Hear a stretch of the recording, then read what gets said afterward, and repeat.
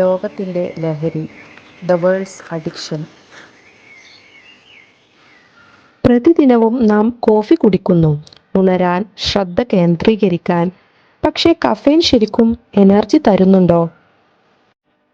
രാവിലെ ഒരു കപ്പ് കാപ്പി, ഒരു ചെറിയ ചൂട്, ഒരു ചെറിയ സുഗന്ധം.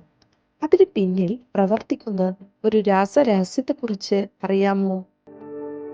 കാപ്പിയിലും മറ്റും അടങ്ങിയിരിക്കുന്ന കഫീൻ എങ്ങനെയാണ് നമ്മുടെ തലച്ചോറിനെ ബാധിക്കുന്നത് എന്ന് ലളിതമായി വിവരിക്കുന്നു.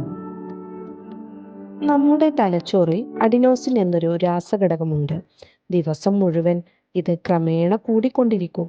ഇത് ക്ഷീണത്തിന്റെ സ്വാഭാവിക സന്ദേശവാഹകനാണ്. ഇതാണ് അഡിനോസിൻ.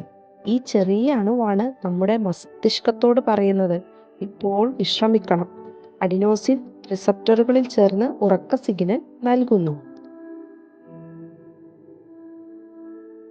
ഇപ്പോൾ കാണുന്നത് കഫേ. ഇത് രൂപത്തിൽ അഡിനോസിനോട് വളരെ സാമ്യമുണ്ട്. അതുകൊണ്ടാണ് തലച്ചോറിനെ ഇത് ചതിക്കുന്നത്. കഫെയിൻ തലച്ചോറിന് അതേ റിസപ്റ്ററുകളിൽ അഡിനോസിന് പകരം ചേർന്ന് നിൽക്കും. പക്ഷേ ഇത് ക്ഷീണ സന്ദേശം നൽകുന്നില്ല. ഇത് വെറും സ്ഥാനം പിടിച്ച് അഡിനോസിന്റെ പ്രവർത്തനം തടയുന്നു. അതിനാലാണ് നമുക്ക് ഉണർവ് തോന്നുന്നത്. പക്ഷേ ശരീരം ക്ഷീണിച്ചിട്ടില്ലെന്ന് അതിന് അർത്ഥമല്ല കേട്ടോ.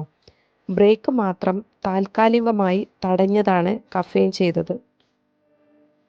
കഫെയിൻ എനർജി നൽകുന്നില്ല, ക്ഷീണത്തെ ഒന്ന് മറയ്ക്കുക മാത്രമാണത് ചെയ്യുന്നത്.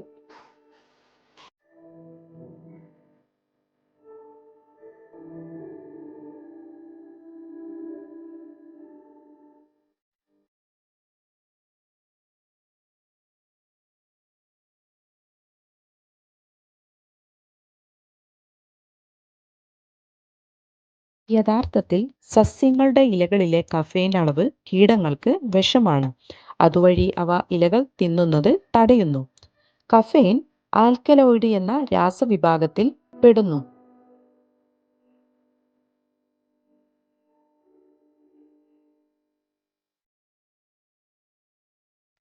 അപ്പോൾ പറഞ്ഞു വന്നത്, കഫെയിൻ ഉണ്ടായാൽ അഡിനോസിൻ തൻ്റെ റിസപ്റ്ററുകളിലേക്ക് സന്ദേശം നൽകാൻ കഴിയില്ല. കാരണം അവ കഫെയിൻ തടഞ്ഞിരിക്കുന്നു. മറ്റൊരു രീതിയിൽ പറഞ്ഞാൽ, കഫെയിൻ ആക്സിലറേറ്റർ അമർത്തുന്നില്ല, അത് ബ്രേക്ക് തടയുകയാണ് ചെയ്യുന്നത്.